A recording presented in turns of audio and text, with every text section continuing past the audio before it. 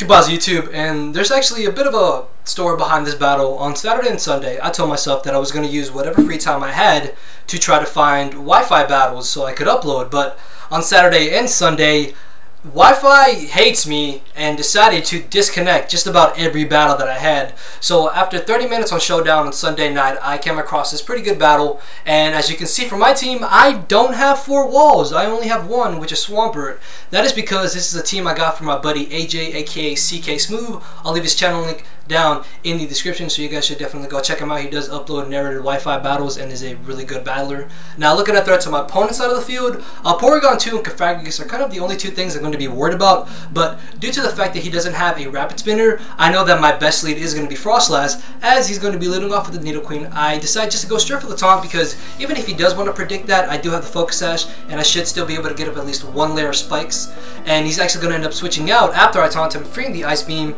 into the Darmanitan, allowing me to get up 1 layer of spikes and then go for the Thunder Wave, knowing I will be able to live any 1 hit that he wants to go for because I do have the Focus Sash. And after paralyzing him, I'm going to get up my 2nd layer spikes. Maybe I could have got up my 3rd layer instead of going for the paralysis on the Darmanitan, but I thought that that would be the better play because with even 2 layers of spikes, his team is still going to be taking a really good amount of damage. As I force him to switch out to the Nidoqueen, I get up my Stealth Rocks with my Swampert, and then expected him to get up his own rocks. I'm actually going to switch into my Togekiss, but it turns out that he actually has Stealth Rocks and Tox Spikes, which is going to be really problematic because now he's going to be able to get off 12% of damage on my Pokemon every turn without him actually having to attack me, which sucks. So I'm just going to bring the Togekiss. I'm going to go for as many Air Slashes as it takes to knock him out, as I'm able to knock him out with, I believe, the 4th Air Slash after he gets off a decent bit of damage with the Ice Beam. He is then going to bring in the Porygon 2, which I'm actually not really worried about, which is why I'm actually going to go for the Nasty Plot, because even if he wants to go for the Ice Beam or the Thunderbolt, it won't be doing too much damage to me. But it turns out that he actually has a Toxic, which isn't too big of a deal because I'm going to go for the Air Slash and actually get a pretty lucky flinch.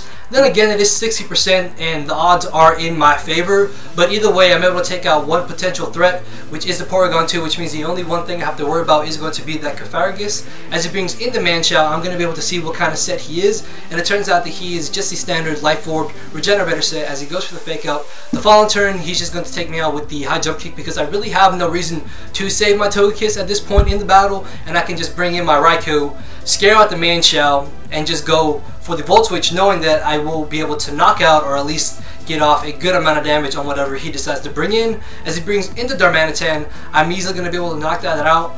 And what I could have done was brought in Sharpedo, but because Cofagrigus is such a bulky Pokemon, if he is max defense, max HP, he could get off a good amount of damage on my Sharpedo. And from the looks of it, my Sharpedo is definitely going to be my way of winning this battle. So I'm going to Volt Switch into my Swampert, baiting in the Manchow, then expecting him to go for a Fake Out or a possible High Jump Kick.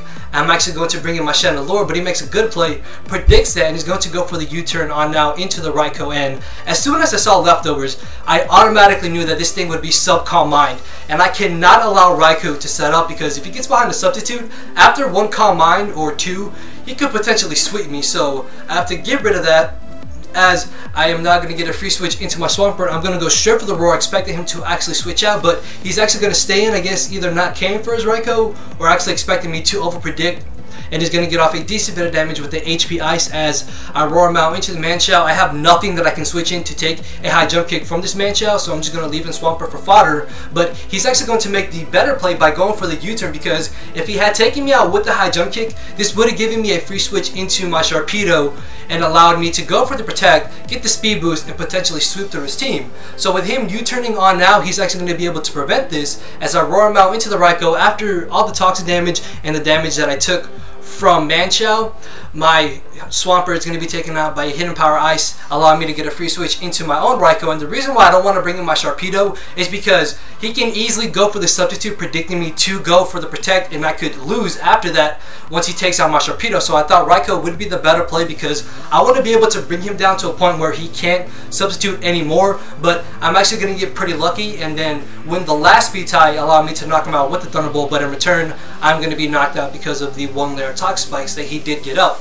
and this is going to give me my free and very well needed Twitch into Sharpedo. And thanks to that extra bit of hazard damage at the amount of HP Cofagrigus is that, I know a crunch will be able to take it out, but due to the fact that Cofagrigus has the Mummy ability, if I did go straight for the crunch, that means I wouldn't have gotten my speed boost. So what I decided to do was go for the protect, get my speed boost, and then the following turn, even though I have his Mummy ability now, I still have that +1 in my speed, which means I will be able to outspeed this Manchow. After going for the protect, expecting him just to go for the fake out, I'm going to be able to knock him out with the waterfall, and that's going to be the very narrow 1-0 victory in my favor. So yeah, that was definitely an intense battle, and right as I saw Raikou, I thought that I would actually end up losing. Luckily though, I didn't give him a chance to set up, and I was able to pull out the victory.